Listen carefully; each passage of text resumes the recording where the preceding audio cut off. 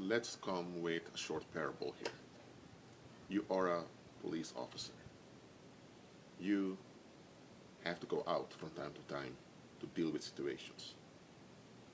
And despite all that's going on with police brutality, you're confident that you're doing a good job because you're not racist, you're not any of that. So anytime a phone call comes in, you and a few colleagues go out to see what's going on. So one day, there is this phone call that comes in that there is a neighbor throwing trash on the public street. Now, the one that called even said that according to law, you're not allowed to have trash in front of your property. It can be on your property, even on your own property. Trash must not remain because it will both disturb the view of the community and it is unhealthy to your neighbors. So even on your own property, you're not allowed to have trash lingering all over the place. And the caller even told you, according to the agreement, according to the rent contract, you're not even allowed to do that. And even if you purchase a house, you still have to abide by local laws by not allowing trash to become, you're not allowed to allow your garden to become a dumpster site. So the officer that receives the phone call is quite impressed by someone's knowledge of the law. So the law enforcers, including you go there to check it out. And when you arrive there, you see all the other houses, they're completely clean. You have this one house over there. In front of it, there's a pile of trash, both in front of the property, that means on the public street, as well as in the garden. All over the place. Even the walls of that house are polluted with trash. So when you arrive there, you and your colleagues are thinking, what? This is quite extreme. So you decide to knock on the door, but nobody opened, so you're left. The coming days, you keep on receiving calls from people around that they're so upset with that neighbor or that individual lives there that keeps throwing their trash in the public space. They don't deal well with their affairs. And everyone that calls keep mentioning the law. So one of your colleagues says, normally when people call the cops, they don't cite the law that often. They just mention that something is off and we go there and we, who know the law, act. So then the landlord of the area decides, you know what, I'm going to evict this individual. So the landlord called you, the police, to evict that individual that lived over there. But then you got an odd feeling in your gut that something wasn't right. So you ask one of your colleagues, Robert, let's say that guy's name is Robert. Rob, everyone produces trash, right? Rob said yes, because we all make use of stuff. So everyone has trash to throw away. Yes. So if you have a neighborhood where around 800 people live, everyone produces trash, correct? Rob says yes, of course. So everyone has trash to put out, right? Rob said yes. You can count, right? So he said, yes, Rob, I can count. But now look at this. For the past 2 weeks, we've been receiving reports of people complaining there's too much trash at that house, number 14. But hold on a minute. That number 14 is just one guy that lives there, in his 20s. He has no wife, no children, he has no pets. So the amount of trash in his garden and in front of his property is not his. He is often away from home for work. So he's not even there to produce that amount of trash. And Rob listened to what you were saying, and Rob realized, hold on a minute. That's true. And how come that all the other homes around are completely free of trash? In any neighborhood, when you enter in, you can see that they put trash outside, and daily the trashman comes and picks it up. Because they pay taxes to have a trashman coming around to pick it up, right? So why are all the other homes without any trash, and that house over there, it is as if hundreds of people leave their trash behind over there? And then both of you report it to your superior, and your superior tells you, you two are right. This case doesn't add up. This case is wrong.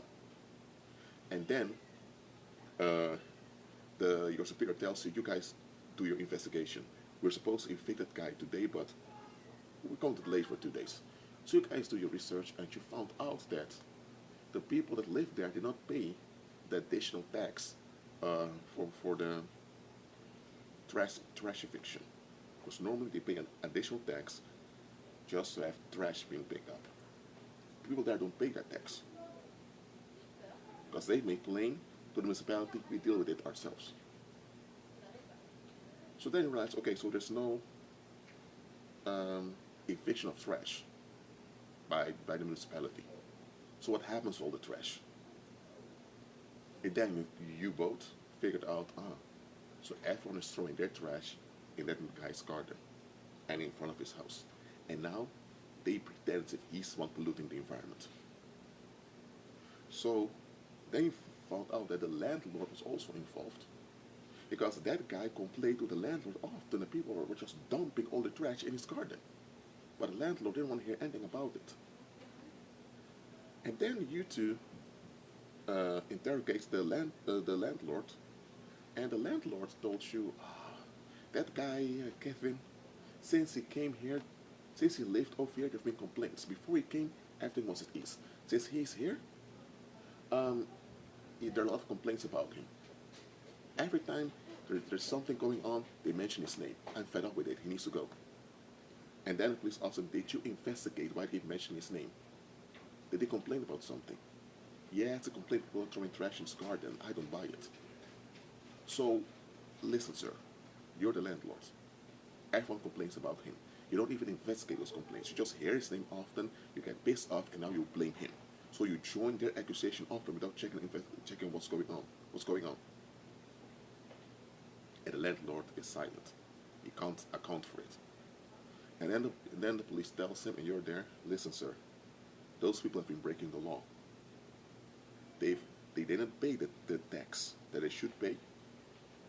They didn't comply with environmental law. They also committed felonies by trespassing on the guy's property and leaving the trash behind. And they violated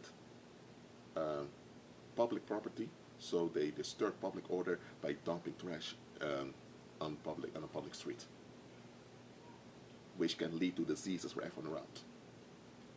And now they're blaming all on that guy, and you want us to evict him. So you're complicit in this crime.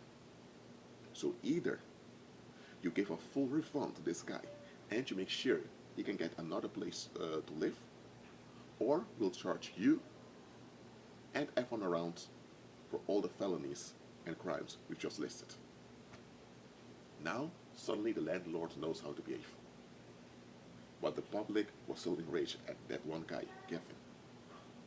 So Kevin decided, you know what? I'm not going to fight this. Even though the police is on my side, I'm gone from here. It's not safe for me to live here with people determined to throw their trash on me. Now, that's the parable. Think about this believer. If you hear the first part of the story, everyone is complaining that this guy keeps throwing trash in his garden and in front of his yard, so on public street. Of course you think this is not right, this should be dealt with.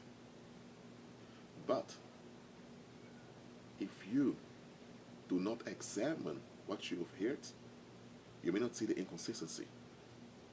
You should ask how much trash is it? How long has the trash been there? Okay? How come it's now that you guys are complaining? Why did you complain before? When you keep on asking constructive questions, you'll get the better picture of what's going on. And if people are lying or they're scapegoating, the picture will not add up. And once you see the picture doesn't add up, it's your responsibility to realize, okay, something off is here. I'm not getting involved with this. The moment you hear their complaint and you sympathize with them without examining what's going on, you become a participant in their violence. And that happens to believers a lot also. Too often we become unknowing participants in someone else's violence because we don't examine the context. Just because someone wants to be left alone doesn't mean they're entitled to be left alone. You live in a community, you have to deal with what's going on in the community in a constructive and safe way. That's your natural obligation towards the community. And the community has a natural obligation towards you to deal with you in a proper, safe, and constructive way also. But a lot of worldlings just want to exist in their routines, not being disturbed, not being held accountable for anything. And when pollution emerges, they want to blame someone so they can just dump everything on that individual, and that individual is harmed and taken care of, and they are at ease. That's what a lot of worldlings want. The believer should realize, okay, there's going on, there's some commotion, there's some violence, there's some conflict, but what's really going on? What's the context? What's the root of it? When you don't ask constructive questions, you'll be tricked into scapegoating, and you'll be tricked into all types of evil. And you think you're doing the right thing. That's why I'm telling you, check the context. In real life, there were men that went to prison based on false rape charges. Women claimed that they were raped or they were sexually harassed by them, while it wasn't true. Sometimes even it's years afterwards that those men are released from jail for something they didn't do. And some of those stories of how they end up in jail, you look at the court case and you realize 1 minute nothing about this case adds up. I even saw a case once of a guy was accused of rape, even ended up in jail for 20 some years, but he wasn't even in town when alleged rape happened. He wasn't even physically there, so it's impossible he could be guilty of that crime, let alone being convicted for it, yet he was convicted. So when such things happen, it doesn't just happen. People know something is off, but they just keep their mouth shut and they just don't want to be bothered, so they end up enabling whatever is going on. And that goes on in society all the time. When you have been selected as the target, likely society will join the victimization that goes on against you so that they don't have to deal with what's going on. That's why you have a lot of folks who are very naive. They trust society completely until they're the ones put in a negative daylight. And then they see the bitter truth of how a lot of folks are. Bitter truth. The truth is not bitter, but you get what I'm saying. Truth sets you free, but the facts are bitter. Now we think, how could my own family sell me out like that? Or how could my friends just turn on me like that, knowing full well that it's not how I am? It doesn't matter how you are. Worldlings want relief. So anything that spawns their relief receives an embracement by them. Everything that hinders their relief, they oppose as bitter enemies.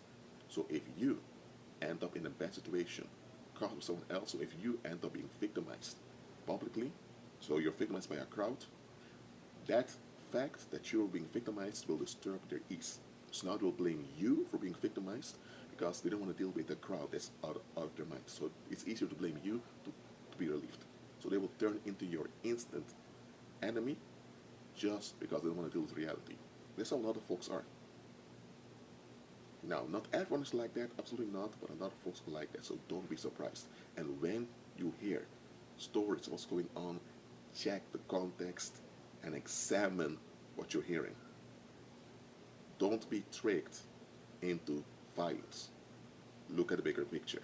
Be at peace.